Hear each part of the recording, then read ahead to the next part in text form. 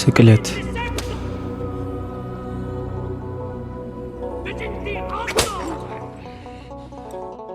ዛሬ ሕይወት ያገኘንበት ቀን ነው። ዛሬ ደፋ ቀና ስንል የዋልነው ኢየሱስ ክርስቶስ ስለኛ በቀራንዮ መስዋዕት ሆኖ የተሰቀለበትን ቀን ለመዘከር ነው። ጌታ ወደኛ ከመምጣቱ በፊት የሰው ልጆች ከእግዚአብሔር ቤት ወጥተው ነበር። አዳም ከእግዚአብሔር ቤት ወጥቶ ነበር። ከእርሱ ቤት ወጥቶ መኖር የማይቻል ስለሆነ ብዙዎች መጥተህ አድነን እያሉ ይጮኹ ነበር። ነቢያትም እንደሚመጣ ትንቢት ተናግረው ነበር። እርሱም በእነርሱ ላይ እያደረ ለሕዝቡ የሚሆን መልስ ይሰጥ ነበር። የትንቢቱ ተፈጻሚነት ሲደርስ ጌታ ሰው ሆነ። በቤተልሔም ተወለደ፣ ተሰደደ፣ ተጠመቀ። የሥራው መጀመሪያ ያደረገውን የ40 ቀንና የ40 ሌሊት ጾም ጾመ። በመቀጠልም ንስሐ ግቡ ብሎ አስተማረን።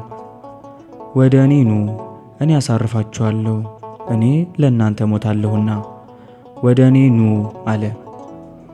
ጥሪውን የተቀበሉ ዳኑ፣ ጎባጦች ቀኑ፣ ዕውራን አዩ እና አልዓዛር ከሙታን ተነሱ። 5000 ሰዎችን በ5 ዓሣ ጠገበ። ብዙ ሥራ ሠራ። ይህን ሁሉ ካደረገ በኋላ የሥራው መጨረሻ የሆነውን ሥራ ሕይወቱን በመስቀል ላይ በማሳረፍ ፈጸመ።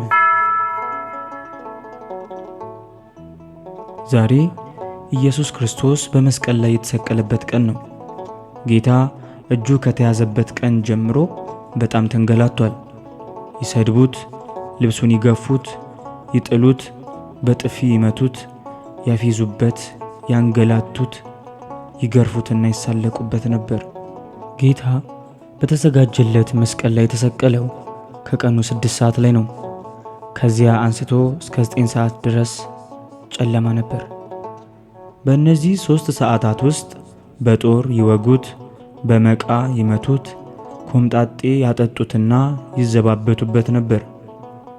በመጨረሻም አምላኬ አምላኬ ስለምን ተውከኝ በማለት ወደ አባቱ ጮኸ። በዚህ ጊዜ ሰው ሁሉ ትቶት ሄዶ ነበር።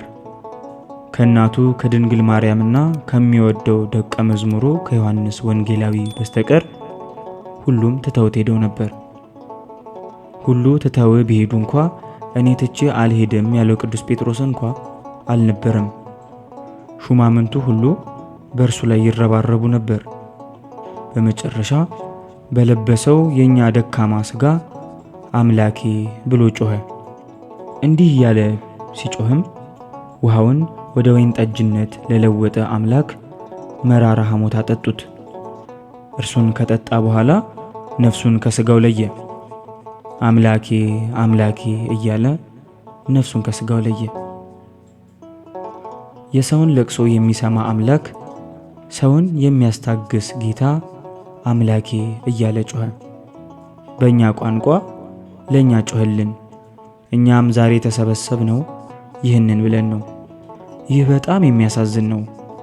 መከራውን መቀበል የሚገባው ጌታ ብቻ ቢሆንም እነ ቅዱስ ጴጥሮስ ተከላክለው ነበር። ጴጥሮስ አብሮ ለመሞት ሰይፉን መዘዘ። ለጉር አልነበረም።